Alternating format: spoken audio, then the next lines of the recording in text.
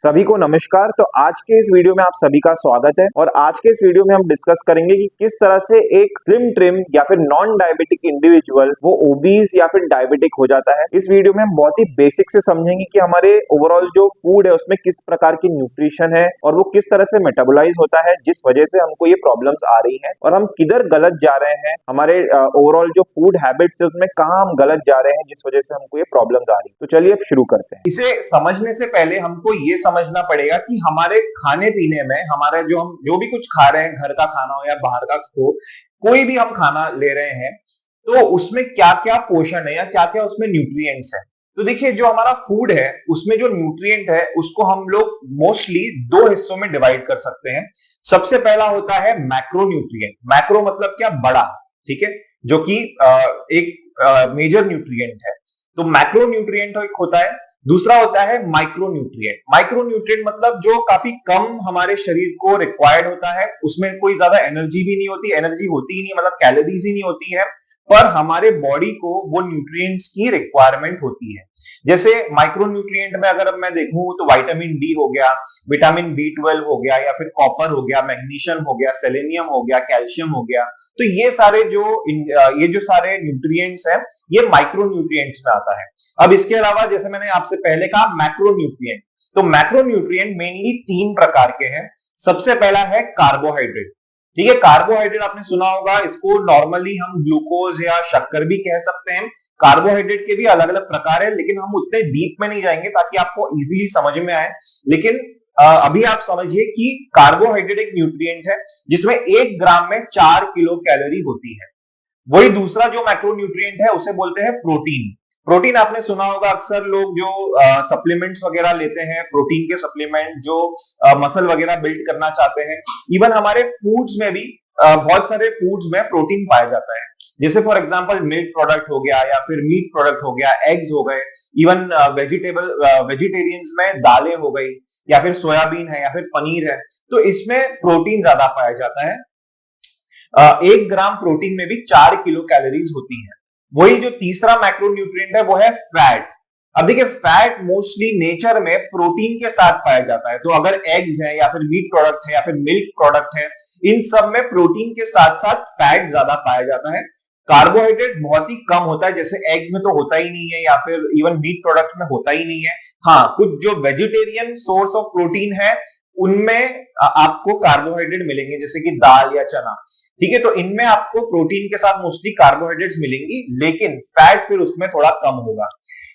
तो कुल मिला के, अच्छा एक चीज और, जो फैट है, फैट के 1 ग्राम में 9 किलो कैलोरीज होती है। ठीक है, अब कहीं ना कहीं थोड़ा बहुत जो है हमने फैट को, या फिर जो अमेरिकन जो थॉट प्रोसेस है, या फिर जो स्टडीज है, उनमें इसीलिए फैट को विलन बनाया गया क्योंकि कैलोरीज जो है वो फैट में ज्यादा पाई जाती है।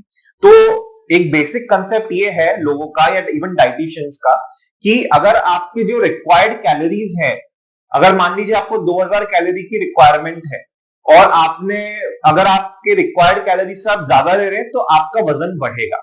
ठीक है, और इसीलिए कहते हैं कि फैट आप कम लीजिए, क्योंकि उसमें 1 ग्राम फैट में ही 9 किलो कैलोरी है, और वही कार्बोहाइड्रेट और प्रोटीन में जो है 4-4 किलो कैलोरीज है। तो हम इस पर आएंगे आगे कि इस तरह से फैट को विलन बनाया गया। इनफैक्ट ये भी बोला गया कि फैट जो है वो हार्ट डिजीज के लिए काफी कुछ रिस्पॉन्सिबल होता है।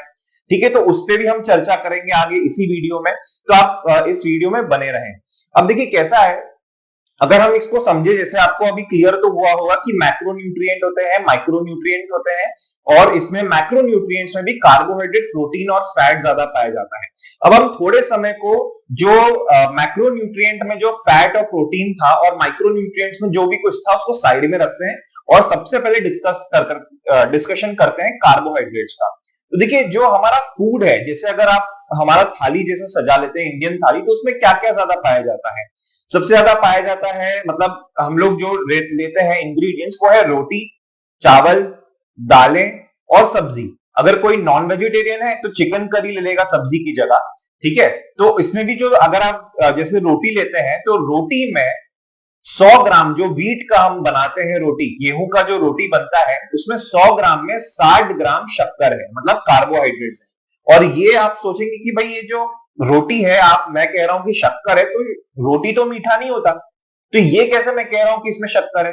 पर एक्चुअल में जो कार्बोहाइड्रेट है, जो रोटी में जो कार्बोहाइड्रेट है, या फिर ज्यादातर जो कार्बोहाइड्रेट हम ले रहे हैं, वो फीका शक्कर है या फिर स्टार्च है। ठीक है, उसे स्टार्च कहते हैं साइंटिफिक टर्म्स में। तो रोटी में 60 ग्राम कार्बोहाइड्रेट्स है in the form of starch, जो कि आपके ब्लड शुगर को सीधा स्पाइक अप करता है। अब वही अगर आप चावल ले लें, तो चावल जो अनकुक्ड चावल होता है, उसमें 100 ग्राम में 80 ग्राम जो है 80 ग्राम शक्कर होता है, कार्बोहाइड्रेट होता है इन फॉर्म ऑफ स्टार्च। और उसी को आप पका लेते हैं तो वो पानी क्योंकि सोख लेता है चावल, तो 100 ग्राम में 30, 35 या 40 ग्राम तक आ जाता है स्टार्च। और वही इसके अलावा जो हमारा होता है दाल, जैसे दाल जो है उसमें भी प्रोटीन तो होता है ज्यादा, लेकिन उसमें भी कार्बोहाइड्रेट लगभग 45 टू 50 ग्राम्स पर 100 ग्राम कार्बोहाइड्रेट पाया जाता है दालों में। और इसके अलावा बचता है सब्जी। अब देखिए, सब्जी वैसे अगर आप देखें, जैसे बैंगन हो गया या फिर भिंडी की सब्जी हो गई या कोई भी ग्रीन लीफी वेजिटेबल हो गया, ये सब काफी हेल्दी है, इसमें कार्बोहाइड्रेट्स नहीं होता। लेकिन हम जब इसको पका लेते हैं और उसको हम रिफाइंड ऑयल में उसको तलते हैं, तो वो अपने आप थोड़ा कई कुछ हद तक अनहेल्दी हो जाता है। प्लस हमारी सब्जियों में हम ज्यादातर जो है वो आलू डाल देते हैं। अगर गोभी और गोभी आलू की सब्जी बन रही है, आलू गोभी की सब्जी बन रही है, तो उसमें आलू ज्यादा होगा और गोभी कम होगा। और ऑब्वियसली बात है कि आलू भी सस्ता होता है, तो हम उसको ज्यादा डाल देते हैं। पर बात यह है कि सारे वेजिटेबल्स में 6-7 ऐसे वेजिटेबल्स हैं जो आपको नहीं लेना है, क्योंकि उसमें कार्बोहाइड्रेट्स की मात्रा ज्यादा होती है, और उनमें से एक होता है आलू। तो लगभग चारों इंग्रेडिएंट्स हमारे थाली में जो है उनमें कार्बोहाइड्रेट भरपूर है। अब देखिए, ये तो मैं आपको सिर्फ तब कह रहा हूं जब हम लोग घर पे खाना खा रहे हैं।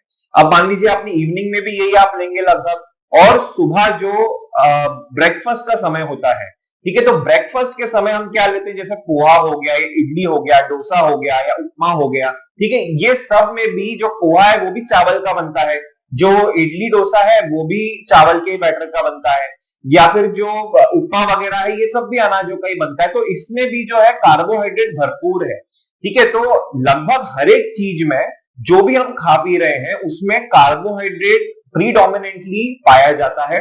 तो इसीलिए जो हम कैलोरीज ले रहे हैं, मान लीजिए अगर आप 2000 कैलोरी ले रहे हैं, तो लगभग 1500-1600 कैलोरीज तो आप सिर्फ कार्बोहाइड्रेट या शक्कर का ही ले रहे हैं। अब होता क्या है, देखिए, जब बचपन से ही हमारा डाइट इस प्रकार का होता है जिसमें कार्बोहाइड्रेट की मात्रा ज्यादा हो, तो होता यह है कि जब कार्बोहाइड्रेट हम ले रहे हैं, हाई कार्बोहाइड्रेट डाइट हम लेते हैं, तो इसको हमको समझना होगा कि ये मेटाबोलाइज कैसे होता है। तो देखिए, जो कार्बोहाइड्रेट जब आप अंदर ले रहे हैं, ये अपने पेट में जा रहा है, मेटाबोलाइज हो रहा है, हमारा जो बॉडी है उससे जो कार्बोहाइड्रेट है उसको एब्सॉर्ब कर रहा है, फिर ये हमारे ब्लड स्ट्रीम में एंटर करता है in the form of glucose, और इससे क्या होता है, हमारा ब्लड शुगर बढ़ जाता है। ठीक है, जब ये ब्लड शुगर बढ़ जाता है तो इस ब्लड शुगर को कंट्रोल भी करना पड़ता है।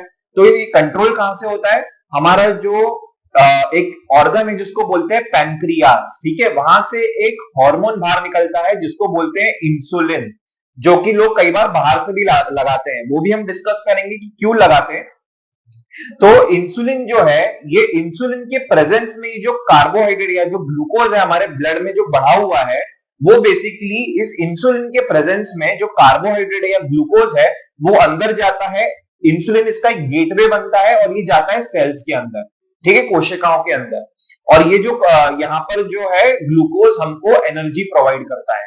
तो हमको जो दिन भर का जो हम काम करते हैं, जो भी हम हमारा दिमाग चला रहे हैं, इवन जो हमारे जो ऑर्गन्स का जो मतलब फंक्शंस होता है, हार्ट बीट है, हमारा ब्रेन चल रहा है, जो भी कुछ हमारे बॉडीली फंक्शंस है उसमें कार्बोहाइड्रेट का भी यूज होता है। इसके अलावा हम जो चल रहे हैं, दौड़ रहे हैं या जो भी कुछ काम कर रहे हैं उसमें भी कार्बोहाइड्रेट आपको चाहिए होता है। तो इसीलिए कहते हैं कि जो कार्बोहाइड्रेट है वो एक प्राइमरी सोर्स है आपके एनर्जी का। अब होता यह है कि अगर आप सिर्फ बैठे हैं, अगर आपका कोई ज्यादा वर्कआउट नहीं है, आप सिर्फ ऑफिस में जा रहे हैं, सिर्फ दिमाग चलाने वाला आपका काम है, मतलब ज्यादा आपका कोई एक्सरसाइज वगैरह नहीं है, तो बेसिकली आपको सिर्फ 150 ग्राम कार्बोहाइड्रेट की जरूरत है। ठीक है, सिर्फ 150 ग्राम पूरे दिन में आपको रिक्वायर्ड है आपके बॉडी के फंक्शंस के लिए, आपको थोड़ा सा आपके एनर्जी के लिए भी, जो भी आप चलते हैं या फिर इवन बैठते हैं अपना दिमाग चलाते हैं, तो उसमें आपको 150 ग्राम कार्बोहाइड्रेट की जरूरत है। लेकिन क्योंकि हमारा डाइट में कार्बोहाइड्रेट इतना ज्यादा पाया जाता है, तो हम ओवरऑल पूरे दिन भर में लगभग 300, 350, 400 या 500 ग्राम कार्बोहाइड्रेट तक भी जाते हैं। मतलब दिन भर में लगभग 70 चम्मच शक्कर हम लोग ले रहे हैं। तो और इसमें कैसा है, अब जैसे मैंने कहा कि 400, 450, 500, तो वो कैसे हुआ भाई? हम जैसे अगर मान लो किसी दिन हम बाहर चले गए, बाहर कोई पार्टी है, तो पार्टी में रोटी की जगह नान आएगा, ठीक है। उसके बाद क्या, जैसे केक है या पेस्ट्री है, ये ले लिया, फिर डेजर्ट्स आएंगे। तो ये सब मोस्टली घरों में कम ही बनता है, कभी कभी बनता है। जब हम बाहर जाते हैं उस दिन जो है हम लोग ये सब चीजें वो ज्यादा मंगाते हैं। तो जब जब हम बाहर जाते हैं तो उस दिन जो कार्बोहाइड्रेट इंटेक है वो 400, 450 ग्राम होता है। अच्छा, इसके अलावा जो है आप जो नॉर्मल स्ट्रीट फूड भी आप ले रहे हैं, मान लीजिए आपने अभी ऑफिस से निकले, अपने फ्रेंड जो अपने कलीग्स हैं या फिर अपने जो फ्रेंड्स हैं उनके साथ आप गए कहीं स्ट्रीट फूड लेने, तो स्ट्रीट फूड में क्या क्या मिलेगा? वो जैसे पानी पूरी है या फिर वड़ा पाव है या समोसे हैं, ठीक है, या फिर इवन सैंडविच है या फिर नूडल्स है या फिर मोमोज है, ठीक है। और इसके अलावा भेलपुरी, सेवपुरी, ये सब में कार्बोहाइड्रेट भरपूर है, ठीक है। क्योंकि वड़ा पाव है उसमें आलू डालेंगे, उसके जो बड़े में आलू डालेंगे, बाहर वो है बेसन से बनेगा। पाव जो है वो रिफाइंड होता है, तो वो मैदे से बनेगा, ठीक है। इवन जो आपका समोसा होता है वो भी जो है बाहर का जो पार्ट है वो मैदे से बनता है, अंदर जो है वो आलू डालते हैं, तो वो भी पूरा कार्बोहाइड्रेट ही कार्बोहाइड्रेट है। फिर पानी पूरी में भी जो पूरी है वो भी पूरा मैदे से बनता है, अंदर जो है आलू डालेंगे, पानी तो चलो ठीक है, पर इसके अलावा जो भी उसमें लगभग पानी पूरी में भी हर एक चीज जो है वो कार्बोहाइड्रेट बेस्ड है।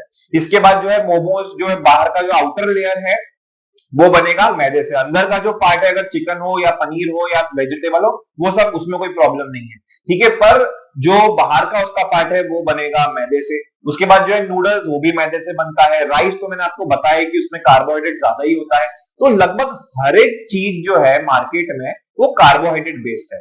अच्छा, एक चीज और इसको आपको समझना होगा कि हर एक चीज, लगभग हर एक चीज, मतलब 99% चीजें मार्केट में वो कार्बोहाइड्रेट बेस्ड क्यों है?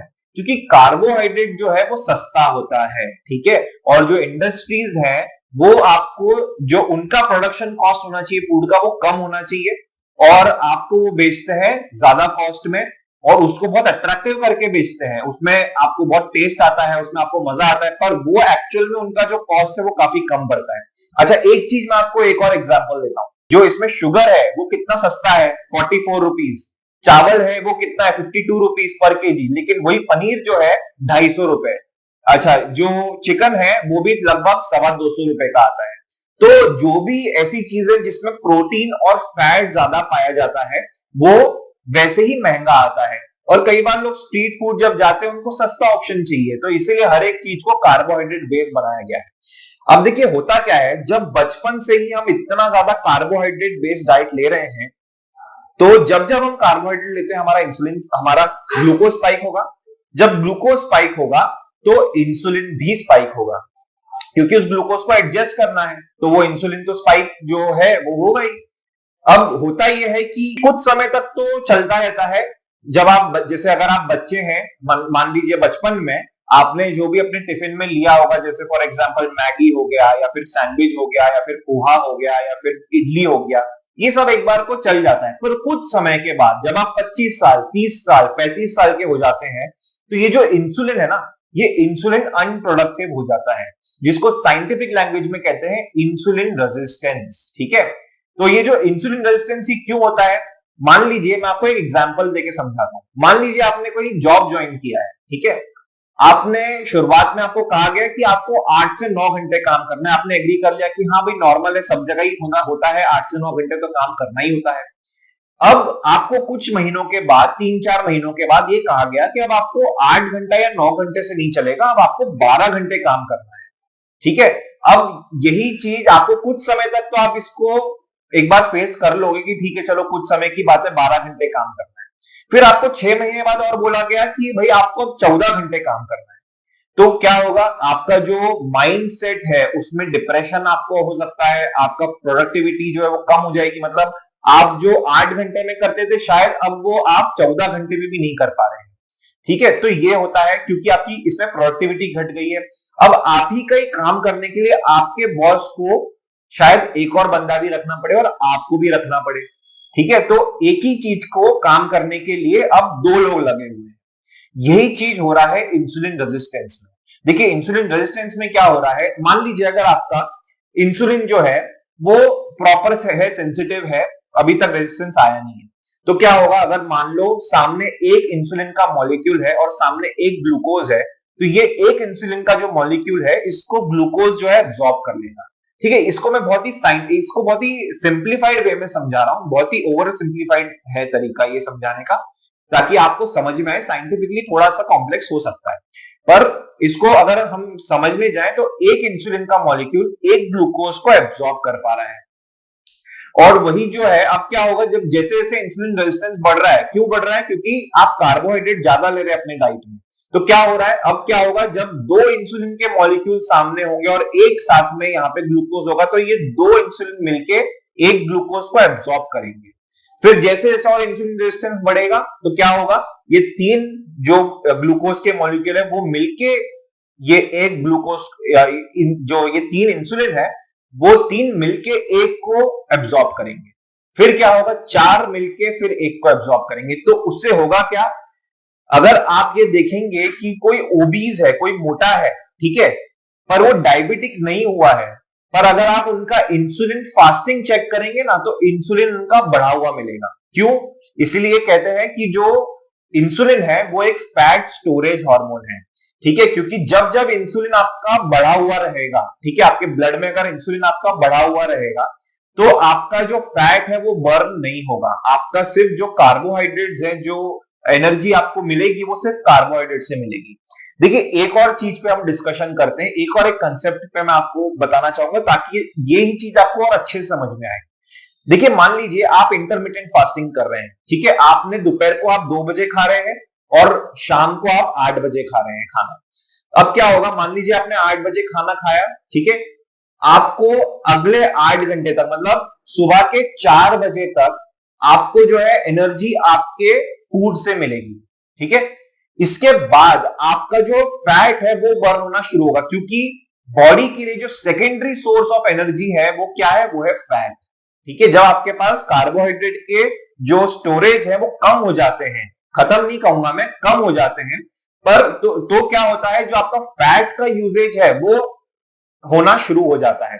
तो रात के मान लीजिए 3-4 बजे या 5 बजे आपका जो बॉडी है उसके जो कार्बोहाइड्रेट के जो स्टोरेज है अब वो कम हो गए हैं, और अब आपका बॉडी जो है वो चल रहा है फैट के बेसिस पे।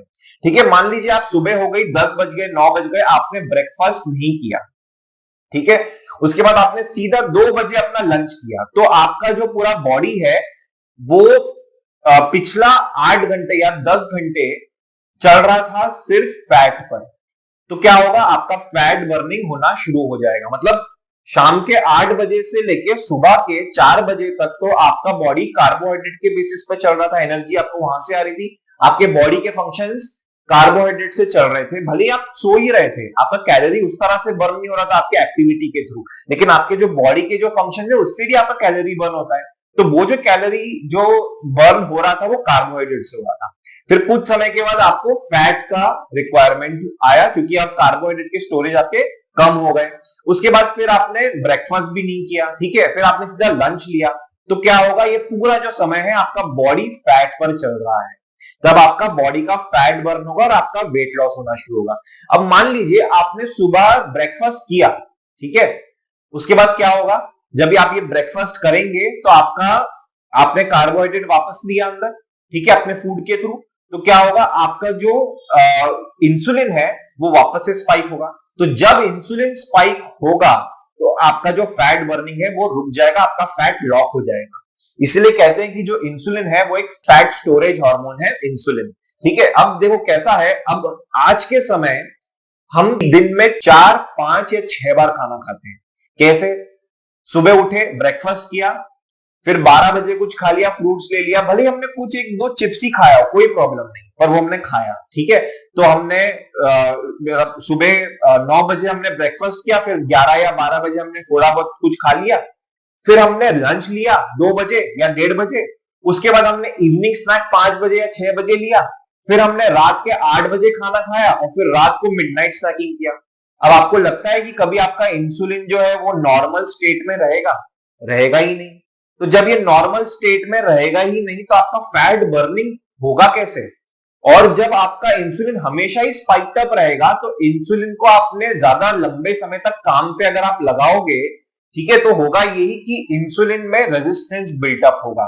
तो जब ये रेजिस्टेंस बिल्टअप होगा तो रेजिस्टेंस एक समय के बाद यहां तक पहुंच जाता है कि अब इंसुलिन कहता है कि भाई मुझे नहीं लेना है और शक्कर अंदर अपने ऑलरेडी इतना सारा सेल में पड़ा हुआ है, आसपास इतना ज्यादा फैट जमा हुआ। अच्छा, ये फैट कहां से है ये बारे में अपन डिस्कस करेंगे, ये रह गया अभी। तो फैट कहां से है वो अपन डिस्कस करेंगे, लेकिन इंसुलिन में जो रेजिस्टेंस वो बिल्ट हो गया है, अब वो शक्कर को अंदर ही नहीं ले पा रहा और जो शक्कर है वो आपके ब्लड में घूम रही है, जिसको बोलते हैं टाइप 2 डायबिटीज। ठीक है। अच्छा, एक चीज और, ये जो फैट है वो कहां से आया? आप देखो कैसा होता है, जब जैसे जैसे आप इंसुलिन रेजिस्टेंस आपके शरीर में बढ़ रहा है वैसे वैसे आपका मोटापा भी बढ़ेगा। ठीक है, क्योंकि मैंने कहा ना insulin is a fat storage hormone. ठीक है, तो ये जो फैट है ये कहां से आया? आपको जो है दिन भर में सिर्फ 150 ग्राम कार्बोहाइड्रेट की जरूरत है, लेकिन आप कितना ले रहे थे? 300, 350, 400 ग्राम फैट ले रहे, सॉरी कार्बोहाइड्रेट ले रहे थे।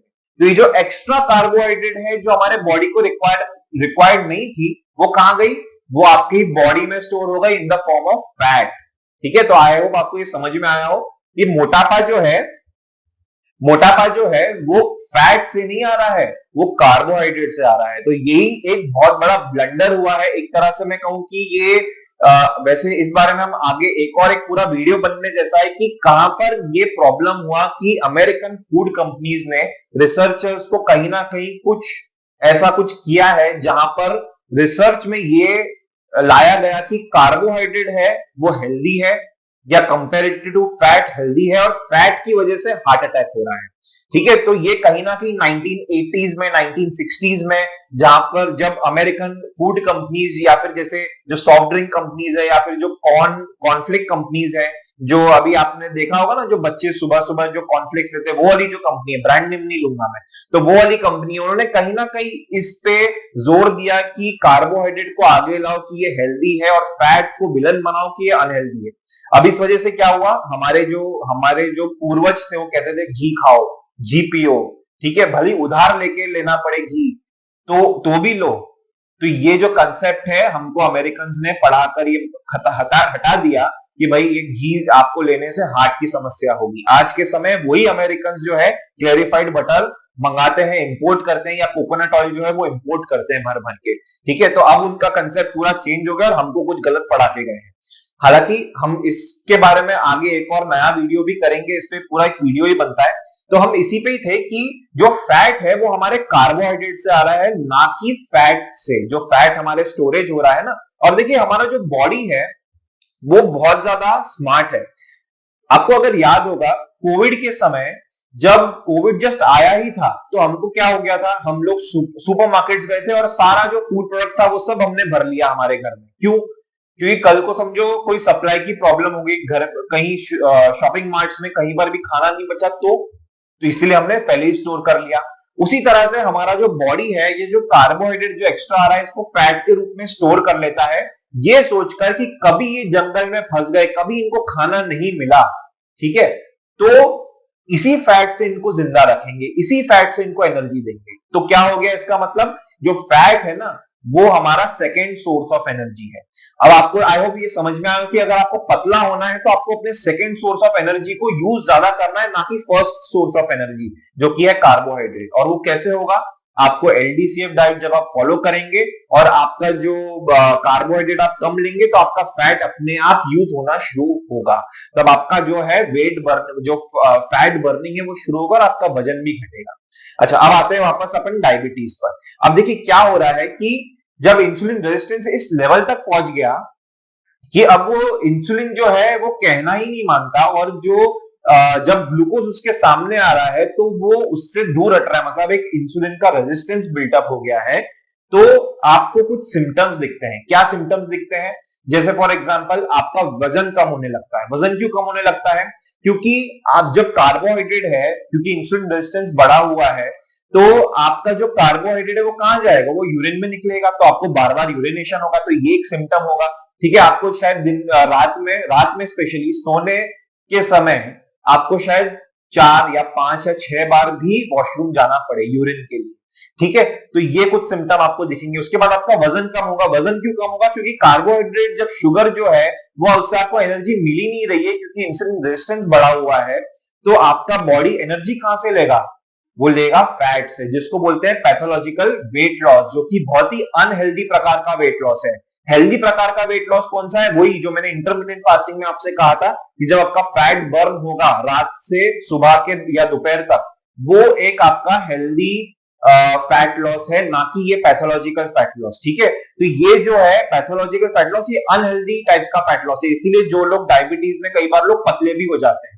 ठीक है, अब जब उनको डायबिटीज मान लो आपको हो गया है, आप जाएंगे डॉक्टर पे, आपको भी पता नहीं है कि आपको डायबिटीज हुआ है, अभी आप सिर्फ सिम्टम्स लेके जाएंगे। ठीक है, तो डॉक्टर क्या बोलेंगे कि हाँ भाई आप जो है टेस्टिंग कराओ। टेस्टिंग क्या क्या कराओ? HbA1c कराओ, फास्टिंग शुगर कराओ और PP शुगर कराओ, और साथ में आप ये फास्टिंग इंसुलिन भी कराओ। ठीक है, या सी पेप्टाइड कराओ। सी पेप्टाइड तो नहीं बोलते, हाँ, पर ये मोस्टली 4 बोलते हैं: fasting sugar, PP sugar, HbA1c और फास्टिंग इंसुलिन। ये 4 आपको टेस्ट बोलते हैं, और आप जब ये करवाते हैं और ये जब आप रिपोर्ट लाते हैं तो मालूम पड़ता है कि भाई आपका जो फास्टिंग शुगर है वही 200 है, और आप घबरा जाते हैं कि भाई ये कैसे हो गया।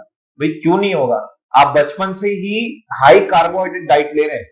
अच्छा, एक चीज और आप ये समझिए, पहले के समय, आज से 10-15 साल पहले, हम ये सुनते थे कि डायबिटीज जो है वो मोस्टली 50-55 या कम से कम 45 या 40 साल तक की उम्र तक होता है। आज के समय हम सुनते हैं 27 साल, 30 साल, 35 साल, और सबसे youngest patient type 2, not type 1 diabetes, सबसे यंगेस्ट पेशेंट हमारे यहाँ पर जो टाइप 2 डायबिटीज का था वो है सिर्फ 12 साल का। ठीक है, तो आप सोच सकते हैं कि टाइप 2 डायबिटीज, टाइप 1 नहीं, टाइप 2। कई बार लोग सोचते हैं कि भाई जो टाइप 1 होगा ये, पर ऐसा नहीं है। टाइप 2 डायबिटीज जो है वो सिर्फ 12 साल के बच्चे को हुआ है, और वो जो था वो ऑब्वियसली काफी ओबीस था बच्चा जो है वो 12 साल का। तो ऐसे हमारे पास केसेस आए हैं। तो देखिए कैसा है, ये क्यों हो रहा है, आप ये समझिए काफी यंग एज में क्यों हो रहा है ये चीज। वो इसीलिए हो रहा है क्योंकि 1990s में एक चीज हुआ हमारे देश में, वो है लिबरलाइजेशन। ठीक है, लिबरलाइजेशन जब हुआ हमारे देश में, तो बाहर के सारी कंपनीज आने लगी, इवन लोकल बिजनेसमैन और लोकल एंटरप्रेन्योर्स बढ़े, और अपना फूड इंडस्ट्री उन्होंने सेटअप किया। जब फूड इंडस्ट्री सेटअप किया तो जो लोग 1990s में पैदा हुए हैं, ठीक है, उनको बचपन से ही ऐसे फूड का एक्सपोजर मिला जिसमें हाई शुगर है। तो क्या हुआ, एज अ रिजल्ट 25-30 साल आते आते उनको डायबिटीज होने लगा। लेकिन वही जो लोग 1960s में, 1970s में पैदा हुए हैं, और उस जमाने में ज्यादा कन्वीनियंस फूड नहीं हुआ करता था, हम मोस्टली घर के खाने में पे डिपेंडेंट थे। और पहले तो ऐसा भी था कि भाई अनाज कई बार नहीं मिल पाता था, हमको अमेरिका से भी इंपोर्ट करना पड़ता था, उसमें भी वो हमको काफी लो घटिया क्वालिटी का हमको अनाज देते थे। तो ऐसे में कई बार ये भी होता था लोगों को खाना नसीब ही नहीं हो पाता। तो उस दिन वो किस पे जीते थे? अपने फैट पे जीते थे। तो ओबेसिटी का कोई नामो निशानी नहीं था। अब क्या हो गया है, फूड कन्वीनियंस फूड इतना ज्यादा बढ़ गया और फूड का इतना अबंडेंस हो गया है कि हम बार बार खा रहे हैं। और देखिए जो लोग 1970s, 1980s, 1960s में बॉर्न हुए हैं, जब वो 1990s में आए, जब उनको इस तरह के फूड का एक्सपोजर मिला, तब वो ऑलरेडी 35 साल या 30 साल के थे या 40 साल के थे। जब उनको इस तरह के फूड का एक्सपोजर मिला, तब वो शायद 50, 55, 60 साल की उम्र आते आते उनको डायबिटीज आ गई। ठीक है, तो इसीलिए जो मोस्टली आजकल जो केसेस दिख रहे हैं यंग एज में, जो डायबिटीज है वो काफी जल्दी हमको दिख रही है, क्योंकि जो एक्सपोजर है इस तरह के कन्वीनियंस फूड का, उनको बचपन से ही हो गया है। और पहले के टाइम में इसीलिए काफी लेट होती थी डायबिटीज, क्योंकि पहले जब जो लोग 90 से पहले बॉर्न हुए, 1990 से पहले बॉर्न हुए हैं, उनको बचपन से कन्वीनियंस फूड का ज्यादा एक्सपोजर था ही। ठीक है, तो ये एक बड़ा रीजन है कि हमारा जो फूड है, फूड का जो हैबिट्स है हमारे, वो चेंज हुआ और कन्वीनियंस फूड हमको मिला है। तो आई होप आपको समझा हो कि डायबिटीज एक हेल्दी इंडिविजुअल जो है वो डायबिटिक कैसे बन जाता है। आई होप आपको समझा हो कि किधर हमारी आदतें खराब हुई है, और आज भी जो है वो आदतें कहीं ना कहीं है हमारे अंदर, और इस वजह से हम डायबिटिक हैं। अच्छा, अब इस बात पर आते हैं कि अब आप डायबिटिक तो हो गए, अब जब आप डॉक्टर पे जाते हैं, डॉक्टर आपका रिपोर्ट देखते हैं, तो फिर उसके बाद फिर वो आपको क्या फर्दर क्या प्रोसेस होता है? तो आपको वो दवाइयां देते हैं। दवाइयों में जैसे शुरुआत में आता है मेटफॉर्मिन। तो मेटफॉर्मिन क्या करता है? देखिए मेटफॉर्मिन जो है, मेटफॉर्मिन के प्रेजेंस में जो सेल का रेजिस्टेंस बढ़ा हुआ है वो सेंसिटिव होने लगता है, ठीक है। तो जो इंसुलिन, जो मेटफॉर्मिन है, वो एक मतलब एक जैसे बड़े बुजुर्ग होते हैं ना घर में, वो बोलते हैं नहीं ये करो, ये चीज करो, ठीक है, तो वो फिर आपको मानना पड़ता है। तो उसी तरह से मेटफॉर्मिन का काम होता है कि भाई वो इंसुलिन, उसके प्रेजेंस में सेल भी घबरा कर रहता है कि भाई ये मेटफॉर्मिन है, इसको ये जो शक्कर है इसको अंदर लेना ही पड़ेगा इसके प्रेजेंस में, ठीक है। तो मेटफॉर्मिन के प्रेजेंस में जो शक्कर है वो आपका जो इंसुलिन है वो अंदर ले लेता है, एब्जॉर्ब कर लेता है, और फिर क्या होता है, आपका जो ब्लड शुगर है वो नॉर्मल आ जाता है, ठीक है। आपको लगता है अरे वाह क्या डॉक्टर है, बहुत ही अच्छा डॉक्टर है, एकदम टॉप क्लास डॉक्टर है, इतनी अच्छी दवाई दी है, तो आपको आपका जो प्रॉब्लम है वो सॉल्व हो जाता है। फिर क्या होता है, 1.5 साल 2 साल बाद जो आपका डोज है ना मेटफॉर्मिन का, इतने ही डोज में काम नहीं चलता। मेटफॉर्मिन, सेल बोलता है बहुत हो गई तुम्हारी मनमानी, मुझे इतना चलेगा नहीं, ठीक है, ये सब चलेगा नहीं, मैं और नहीं लूंगा शुगर को, तो नहीं लूंगा। फिर क्या होता है, जब वापस आपका ब्लड शुगर बढ़ जाता है, आप वापस जाते हैं डॉक्टर के पास, डॉक्टर कहते हैं कि भाई आपका डोज है वो बढ़ाना पड़ेगा मेटफॉर्मिन का, मेटफॉर्मिन का डोज बढ़ जाता है, फिर वापस से जो सेल है वो भीगी बिल्ली बन के बैठ जाता है और फिर वो जो है शुगर को वापस से अंदर ले लेता है, एब्जॉर्ब कर लेता है, ठीक है। तो वापस से आपका ब्लड शुगर नॉर्मल आने लगता है। फिर कुछ समय के बाद वापस से यही डोज पे काम नहीं चल पाता, सेल के वापस से अपने टेंट्रम्स चालू हो जाते हैं और इंसुलिन कहता है वापस कि मैं नहीं लूंगा ये शुगर को। अब आपका शुगर वापस बढ़ जाता है, अब वापस डॉक्टर पे जाते हैं, फिर वापस से आपका डोज बढ़ता है। तो इसी तरह से करते करते आपके दवाइयों के डोज बढ़ जाते हैं और फिर कुछ समय के बाद मेटफॉर्मिन जब काम करता नहीं तो आपको ऐसी दवाइयां दे दी जाती है जहां पर आपके जो इंसुलिन है, जो पैंक्रियाज है, उससे इंसुलिन का प्रोडक्शन जबरदस्ती करवाया जाता है। इससे ये होता है कि जो आपके बीटा सेल्स है वो खत्म हो जाते हैं, जल जाते हैं, और फिर कुछ समय के बाद जो नेचुरल इंसुलिन बनना चाहिए शरीर में वो भी नहीं बनता और फिर आपको इंसुलिन के इंजेक्शन तक आना पड़ता है। तो ये पूरा एक प्रोसेस है, एक जैसे आई होप आपको समझाओ कि डायबिटिक नॉन डायबिटिक का डायबिटीज में कैसे कन्वर्जन होता है और कैसे वो मतलब डायबिटिक होता है और क्या क्या सफर होता है। अच्छा, इसमें सिर्फ ऐसा नहीं है कि सिर्फ डायबिटीज है तो डायबिटीज की दवाइयां चल रही हैं। ये जो पूरा प्रोसेस है, जब आप डायबिटीज हुए और आप इंसुलिन तक पहुंचे हैं, तो ये लगभग 15-20 साल का पूरा प्रोसेस है। ये पूरे 15-20 साल में आपको सिर्फ डायबिटीज समस्या नहीं होगी, आपको शुरुआत में जो है डायबिटीज से पहले कॉम्प्लिकेशन क्या आएगा, ओबेसिटी का, मोटापा, साथ में फैटी लिवर आएगा, ठीक है। तो फैटी लिवर मतलब अगर आप अपने नीचे देख रहे हैं और आपके पैर नहीं दिख रहे हैं, आपको सिर्फ आपका पेट बीच में आ रहा है, मतलब आपको फैटी लिवर की समस्या है, ठीक है। इसके बाद क्या, जैसे कि कांख में या फिर गर्दन में मस्से वगैरह फॉर्म हो जाते हैं, ठीक है। अपने चेहरे में कई बार आपने देखा होगा जो धब्बे कई बार पड़ जाते हैं, ठीक है, जो आपके स्किन कलर से एकदम अलग है, ठीक है, तो वो आपको धब्बे वगैरह पड़ जाते हैं, तो उसको बोलते हैं एक्सेंथोसिस निग्रिकन्स। फिर जो है आपको आता है डायबिटीज, या फिर उससे पहले भी जैसे कई बार जो ओबीज लोग हैं उनको सेक्सुअल प्रॉब्लम होता है मेल्स में, फीमेल्स में पीसीओडी की समस्या होती है, तो जब वो गायनेकोलॉजिस्ट पे जाते हैं उनको हार्मोनल पिल्स तो देते हैं वो, पर गायनेकोलॉजिस्ट ये बोलते हैं कि अपना वेट लॉस करो। हालांकि ये नहीं पता गायनेकोलॉजिस्ट को कि वेट लॉस करना कैसे, क्योंकि वो उनका सब्जेक्ट नहीं है, वो डाइटिशियन का सब्जेक्ट है, ठीक है। पर वो कहते हैं कि अपना वेट लॉस करो। अल्टीमेटली वो गायनेकोलॉजिस्ट यही कह रहे हैं कि अपने इंसुलिन रेजिस्टेंस को रिवर्स करो, अपने इंसुलिन का जो रेजिस्टेंस बढ़ा हुआ है उसको सेंसिटिव बनाओ, ठीक है। तो ये वो कहते हैं। और उसके बाद फिर आता है कॉम्प्लिकेशन डायबिटीज, ठीक है। उसके बाद डायबिटीज के बाद क्या आएगा, हार्ट डिजीज आएगा, क्योंकि शुगर जो है वो आपके आर्टरी के इनर वॉल को डैमेज करेगा, और जब वो डैमेज करेगा तो कोलेस्ट्रॉल और कैल्शियम की परत जमेगी, तो वहां पर जो है ब्लड के फ्लो का जो स्पेस है वो कम बचेगा, तो आपका जो ब्लड प्रेशर है वो पहले बढ़ जाएगा, क्योंकि आपके हार्ट को ज्यादा जोर से पंप करना पड़ेगा ब्लड को सब जगह तक पहुंचाने के लिए। तो ब्लड प्रेशर पहले आएगा, आपके ट्राइग्लिसराइड कोलेस्ट्रॉल लेवल बढ़े हुए होंगे। फिर जब पूरा कोलेस्ट्रॉल ब्लॉक कर देगा आपकी आर्टरी को, तो क्या होगा, हार्ट डिजीज आएगा, हार्ट अटैक आएगा। ये चीज जो हार्ट में हुआ तो ब्रेन में होगा, तो ये ब्रेन स्ट्रोक होएगा, तो पैरालिसिस वगैरह की समस्या आएगी। ये चीज जो ब्रेन में हुई है वो किडनी में होगी, तो नेफ्रोपैथी। तो सीकेडी के जो ज्यादातर केसेस हैं डायलिसिस के, वो डायबिटिक होते हैं। उसके बाद जो जैसे फिर आंखों से धुंधलापन जो है ये समस्या आएगी आपको। तो जैसे मतलब आंखों से धुंधलापन मतलब क्या, रेटिना के जो पीछे जो नर्व्स है वो भी कहीं ना कहीं डैमेज हुए हैं। फिर हाथ पैर में जलन चुभन होगी, ऐसा लगेगा कि चींटियां दौड़ रही हैं या नंबनेस है। और जब बहुत ज्यादा ये लेटर स्टेज में, काफी एडवांस स्टेज में पहुंच जाएगा न्यूरोपैथी की समस्या, तो आपको क्या होगा, कई बार इम्बैलेंस की समस्या भी आएगी, आप अपने आप को बैलेंस नहीं कर पाएंगे। ठीक है, तो ये मतलब न्यूरोपैथी की प्रॉब्लम। उसके बाद फिर जो है पैरों में जो है डायबिटिक फुट की समस्या, तो इन्फेक्शन वगैरह होना, फिर कई बार एम्पुटेशन करना पड़ता है। ठीक है, प्रोस्टेट एनलार्जमेंट हो सकता है, और ये कई बार कैंसर तक भी जाता है।